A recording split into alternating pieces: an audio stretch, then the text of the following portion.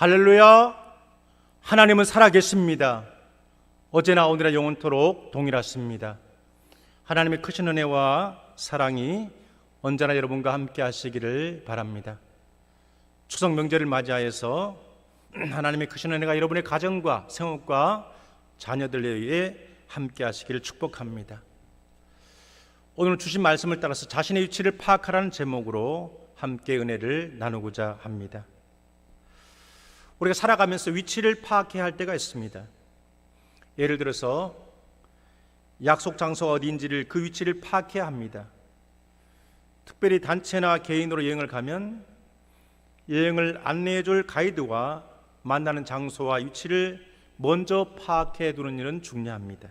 그래서 여행사에서 여행객에게 신신당부하는 것은 제 시간에 나가야 한다는 것입니다. 그러기 위해서 먼저 약속 장소의 위치를 파악해 두라는 것입니다. 그래서 요즘은 GPS 주소까지 보내주면서 약속 장소의 위치를 파악하도록 합니다. 특별히 위치를 파악하는 기술인 이 GPS는 우리 생활에 깊숙이 들어와 있습니다. 항공기나 선박, 자동차 등 운송수단에서 내비게이션 장치로 활용되고 있습니다. 최근엔 스마트폰이나 태블릿 PC 등에서 많이 활용되고 있습니다. 원래 이 GPS는 미국 국방부에서 폭격의 정확성을 높이기 위해서 군사용으로 개발한 시스템입니다. 이 GPS가 개발되기 전에는 특정 목표물을 파괴하기 위해서 수천 개의 폭탄을 퍼붓는 일종의 융단 폭격 방식을 사용했습니다. 이 방법은 정확도가 떨어지는 방식입니다. 하지만 GPS가 개발되면서 정확도뿐만 아니라 효율성에서도 크게 높아졌습니다. 이렇게 군사용으로 개발한 GPS는 우리 일상생활에서도 많이 쓰이고 있습니다. 위치를 파악하는 것이 그만큼 중요하게 되었다는 것입니다. 우리의 신앙생활에서도 마찬가지입니다. 우리 신앙생활에서도 우리의 위치를 잘 파악할 수 있어야 됩니다. 자신의 위치가 어디에 와 있는지 자체 점검할 수 있어야 합니다. 오늘 시인은 자신의 위치를 파악할 수 있어야 한다고 강력하게 권면하고 있습니다. 그렇다면 어떤 내용으로 권면하고 있는지 말씀 속으로 함께 들어가 보도록 하겠습니다. 오늘 말씀은 다윗의 시로서 영장으로 한 노래라는 표제가 붙어 있습니다. 이 표제어는 지휘자의 지시에 따라서 부르는 노래라는 의미가 있습니다. 이 표제는 내용이 거의 같은 53편을 볼 때에 다윗의 맞쓰길, 즉 다윗의 교훈이라는 의미를 담고 있고 영장으로 마할렛에 맞춘 노래라는 표제가 붙어 있는데 이것은 지휘자를 따라서 부르는 노래라는 의미입니다. 마할렛이라는 단어는 질병이라는 뜻으로 어둡고 암울한 분위기로 부르는 노래라고 할 수 있습니다. 이러한 분위기 속에서 다윗은 어리석은 자는 그 마음에 이르기를 하나님이 없다고 하는 말씀으로 시작하고 있습니다. 이들은 지적인 수준이 낮거나 지식이 부족하여서 하나님이 없다고 말하는 것이 아니라 피조물로서의 자신의 위치를 망각하고 하나님 앞에서 방자하게 행동하는 사람들입니다. 그래서 그들의 행동에는 하나님이 없다고 확신하는 생각에서 나오는 악한 행동들로 가득하게 됩니다. 이에 대해 시인은 그들은 부패하고 그 행실이 가증하니 선을 행한 자가 없도다라고 탄식하고 있습니다. 어쩌면 이들은 하나님이 존재한다고 인식하고 있지만은 하나님의 존재를 일부러 부인한 사람들처럼 보입니다. 그래서 그들은 하나님이 없는 것처럼 행동합니다. 하나님은 이러한 악한 사람들로 가득한 세상을 그대로 두지 않으시고 자세하게 관찰하십니다. 여기서 시인은 사람들을 향해서 인생이라고 표현하고 있는데 원어에 보면 뺀의 아담이라는 단어를 사용하면서 최초의 아담과 연결시키고 있습니다. 다시 말해서 아담 이래로 이어진 원죄로 인하여서 죄악된 길을 걷게 된 사람들이라고 선언하고 있는 것입니다. 하나님이 이렇게 악한 세상을 관찰하시면서 하나님을 찾는 자가 있는지 확인하고자 하셨습니다. 그렇지만 하나님께서 보고 평가하시는 세상은 모두가 다 악으로 치우쳐 더러운 자가 되고 선을 행하는 사람도 하나도 없는 세상이 되었다는 것입니다. 시인은 이러한 그런 세상을 향해서 그들이 떡 먹듯이 내 백성을 먹으면서 여호와를 부르지 아니하도다고 탄식합니다. 시인은 사람이 생존을 위해서 일상적으로 떡을 먹는 것처럼 악인들은 악을 행하는데 아무런 죄책감을 느끼지 않고 거리낌 없이 악을 행한다고 고발하고 있습니다. 사도 바울은 이런 사람들을 그들의 목구멍은 열린 무덤이요 그 혀로는 속임을 일삼으며 그 입술에는 독사의 독이 있고 그들의 눈앞에는 하나님을 두려움이 없다고 그렇게 고발하고 있습니다. 그럼에도 시인이 선언하는 것은 그 세대 가운데 하나님이 함께 계신다는 사실입니다. 다시 말해서 하나님은 의인들이 살아가는 그런 삶 속에 함께 하신다는 사실입니다. 그래서 하나님은 가난한 의인의 삶의 피난처가 되신다고 말씀합니다. 하나님은 시온에서 그들을 구원하시고 마치 포로된 곳에서 돌이키는 것처럼 하나님의 백성을 구원하시고 승리의 길로 이끌어 주신다고 시인은 소리 높여 노래하고 있습니다. 오늘 본문을 기록한 목적은 하나님이 없다고 여기면서 살아가는 어리석음에서 깨어나와 하나님을 경외하는 지혜로운 자로 살아가도록 촉구하고 가르치기 위함입니다. 시인이 1절에서 선언하고 있는 어리석은 자는 지적으로 부족해서 바보스러운 것을 의미하는 것보다 뻔뻔하고 건방진 자라는 의미를 담고 있습니다. 다시 말해서 그들의 마음속에 절대자를 인정하지 않고 있기 때문에 그들이 마음이 화인 맞은 양심이 되었다는 의미이기도 합니다. 그래서 그의 마음을 차지하고 지배하고 있는 것은 철저히 자신입니다. 자신을 믿고 살아가기 때문에 자신의 이익을 위해서 수단과 방법을 가리지 않고 마치 자신이 왕인 것처럼 살아갑니다. 자신의 뜻과 확신을 가지고 뻔뻔하게 살아가는 사람들입니다. 이러한 사람들은 자신의 위치를 잃어버린 사람들입니다. 자신의 위치를 망각하고 살아가는 사람들입니다. 이러한 사람들을 가리켜서 실천적 무신론자라고 할 수 있습니다. 오늘 말씀은 지적인 무신론을 비판하는 것이 아니라 하나님을 인정하지 않고 그에 따라 행동하고 판단하는 실천적 무신론자에 대한 비판을 하고 있습니다. 그렇지만 하나님은 살아계시고 의인의 세대에 함께 하시기에 어리석은 자들, 즉 실천적인 무신론자들을 크게 부끄럽게 하신다고 말씀하십니다. 하나님이 없다고 확신하면서 악을 행하는 악한 사람들을 심판하십니다. 하나님의 뜻을 역행하며 뻔뻔스게 살아간 자들을 심판하십니다. 그리고 결국에는 의인들을 구원하십니다. 의인들을 승리하게 하십니다. 그래서 시인은 이렇게 노래합니다. 7절의 말씀입니다. 이스라엘의 구원이 시온에서 나오기를 원하도다.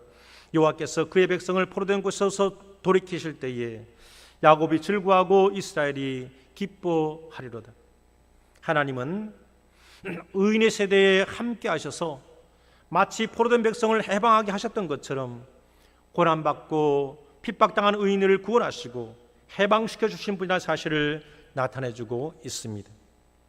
그렇게 성도는 꿋꿋하게 믿음을 지키면서 의인의 길을 걸어가야 합니다.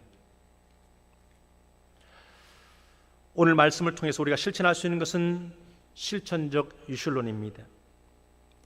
그동안 기독교 교리에서 칭의라는 교리는 잘못 오해되는 경우가 많았습니다. 칭의라는 것은 의롭게 됨을 받았다는 말인데 이 칭의가 한 번에 이루어진다고 생각했습니다. 그래서 나는 칭의를 받았기 때문에 아무렇게나 살아도 된다고 오해했습니다. 그런데 신학자 김수현 박사님은 그리스도인의 칭의는 종말 때까지 유보되어 있기 때문에 끝까지 순종하는 믿음이 되어야 한다고 말씀합니다. 다시 말해서 믿음과 행위가 다른 것이 아니라 믿음이 행위로 나타나야 한다는 것입니다. 하나님을 믿는다고 하면서 하나님이 싫어하시는 악을 밥 먹듯이 행한다면 그것은 거짓말이기 때문입니다. 하나님을 믿으면 그 믿는 것에 따른 행동이 따라와야 한다는 말입니다. 오늘 본문에서도 말씀하고 있는 것처럼 단지 지적으로 아는 믿음이 아니라 우리의 가장 깊은 내면에서부터 흘러나와서 온 인격을 통해서 하나님이 살아계신 것처럼 행동하는 신앙이 되어야 합니다. 이러한 삶의 방식을 실천적 유실론자라고 말할 수 있습니다. 그러기 위해서는 우리 마음의 문제를 해결해야 됩니다. 인간의 마음은 원래 심히 부패하였기 때문에 죄악에 거닐 수밖에 없는 상태에 있습니다. 이 사실을 알았던 예레미야는 17장 9절에서 만물보다 거짓되고 심히 부패한 것은 마음이라고 선언하고 있습니다. 이렇게 부패한 인간은 어쩔 수 없이 어리석은 자가 될 수밖에 없다는 것입니다. 이렇게 부패한 마음의 문제를 해결하기 위해서는 십자가의 은혜로 나아가야 합니다. 보혈의 피로 정결하게 해야 합니다. 그래서 믿음 없는 자가 되는 것이 아니라 믿음 있는 자가 되어야 합니다. 로마서 3장 23절과 24절에 보면 이렇게 선언합니다. 모든 사람이 죄를 범하였으니 하나님의 영광에 이르지 못하더니 그리스도 예수 안에 있는 속량으로 말미암아 하나님의 은혜로 값없이 의롭다 하심을 얻은 자 되었느니라. 우리는 예수 그리스도를 믿음으로 죄인이 아니라 의인이 되었습니다. 의인의 삶은 입술로만 고백하는 것이 아니라 마음의 중심으로부터 나오는 그리스도의 삶을 살아가는 것입니다. 착한 행실로 하나님께 영광을 돌리는 삶입니다. 그래야 해서 우리 삶을 통해서 하나님의 존재를 증명하는 삶이 되어야 합니다. 이런 삶이야말로 실천적 유실론자라고 말할 수가 있습니다. 오늘 말씀처럼 실천한 아름다운 사례가 어디에 있을까요? 1900년대 초에 전라도 광주에 최흥종이라는 분이 계셨습니다. 이분은 예수 믿기 전에 자기의 성질을 주체하지 못하는 wal표로 살았던 사람입니다. 그런데 그런 그가 선교사의 집을 찾아갔습니다. 예수님을 믿으려고 찾아가는 것이 아니라 선교사의 일을 돕고 돈을 벌어 출세하는 생각으로 선교사를 찾아갔습니다. 근데 1909년 4월에 광주 선교의 개척자인 오현 선교사님을 모시고 있던 최흥종은 선교사님이 전도를 나갔다가 폐렴에 걸려 사경을 헤매자 선교사님 대신에 미국에서 입국하는 포사이드 선교사를 맞이하러 영산포로 갑니다. 영산포에서 선교사를 맞이하여 광주로 안내해 오는 도중에 거린들이나 나병 환자들이 보이면 최흥종은 의식적으로 피했습니다. 그런데 포사이드 선교사님은 거린에게 다가가더니 자신의 말에 거린을 태우고 자신은 고삐를 잡고 걷기 시작합니다. 이 모습에 최흥종은 큰 충격을 받았습니다. 최흥종의 마음 가운데 이런 생각이 들었습니다. 나는 내 동족인데도 피해 도망쳤는데 포사이드 선교사님은 그를 자식한 뜻이 않을 수 있다니. 포사이드 선교사님의 행동에 감명받은 최흥종은 예수 믿는 것이 무엇인지 깊이 생각하게 되었고 그도 믿음의 행동을 시작하게 됩니다. 한국 최초의 나병 전문 요양원인 광주 나병원이 이 최흥종의 감동으로부터 출발하게 됩니다. 이 광주 나병원이 지금은 여수 애양원입니다.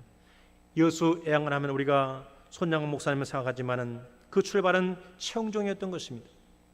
사랑의 원자탄이라고 불렸던, 그래서 많은 사람들의 가슴에 울림을 주었던 손양원 목사님의 신앙이 어디서 갑자기 솟아나는 것이 아니라 최흥종 같은 그런 믿음의 선조들이 있었던 것입니다. 최흥종 광주에서 최초의 그런 세례받은 사람이 되었고 최초의 장로가 되었고 최초의 목사가 되었고 3.1 만세운동을 주도하다가 2년 6개월 동안 옥고를 치른 독립운동가가 되었습니다. 나병 환자의 아버지였습니다.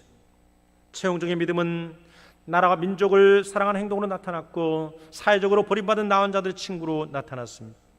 그 아름다운 신앙이 꽃피어서 손양원 목사님으로 이어지고 손양원 목사님은 자기의 두 아들을 죽인 좌익 학생을 자신의 양아들로 삼았고 그 양아들의 아들이 지금 목사가 되어서 손양원 목사님의 믿음과 사랑을 계속해서 이어나가고 있습니다.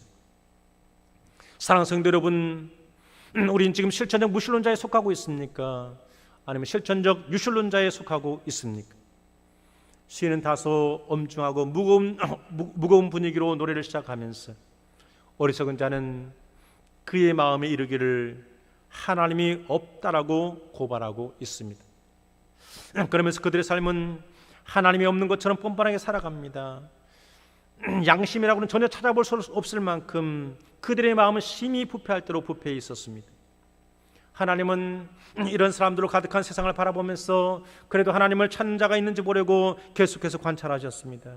그렇지만 그들은 여전히 모두가 악으로 치우쳐 있었습니다. 더러운 자가 되었을 뿐만 아니라 선을 행한 자도 없었습니다. 죄악을 밥 먹듯이 자연스럽게 행하면서 전혀 거리낌 없이 여호와를 부르지도 않았습니다. 그럼에도 불구하고 하나님은 고통받는 의인들, 핍박당하는 의인들의 삶 속에 함께 하셨습니다. 마치 하나님이 노숙인이 되신 것처럼 연약한 자들의 삶 속에 함께 하셨습니다. 그래서 그들의 믿음을 보셨습니다. 그들의 의로움을 보셨습니다. 그들은 고난 속에서도 행동으로 하나님을 증명해냈습니다. 힘들고 어려운 중에서도 경건의 실천을 통하여서 하나님이 살아계심을 증명해냈습니다. 그래야해서 하나님은 결국에는 그들을 포로에서 해방하였듯이 죄악으로부터 구원하여 주셨습니다. 그들의 피난처가 되어 주었습니다. 우리를 승리의 길로 인도하여 주었습니다.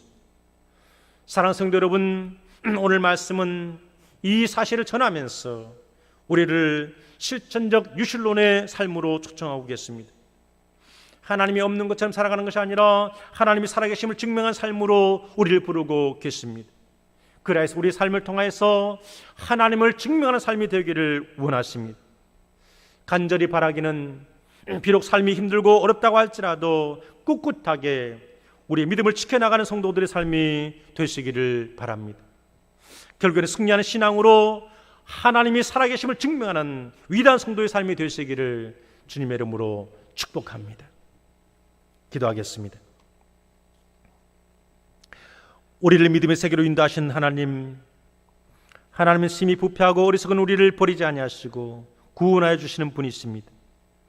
과거 이스라엘 백성들이 바벨론으로 포로로 잡혀갔을 때에도 그들을 완전히 버리지 아니하시고 해방시켜 주셨고 구원하여 주셨습니다. 그 구원의 은혜가 지금 우리를 구원의 백성으로 회복시켜 주셨고 여전히 그 믿음의 손길 안에 살아가게 하셨습니다. 그러므로 간절히 기도합니다. 주님, 어리석은 자가 되지 않게 하여 주옵소서. 하나님이 없는 것처럼 악인의 길에 서지 않게 하여 주옵소서. 우리의 행동으로 믿음을 증명하는 실천적 유실론자의 삶이 되게 하여 주옵소서.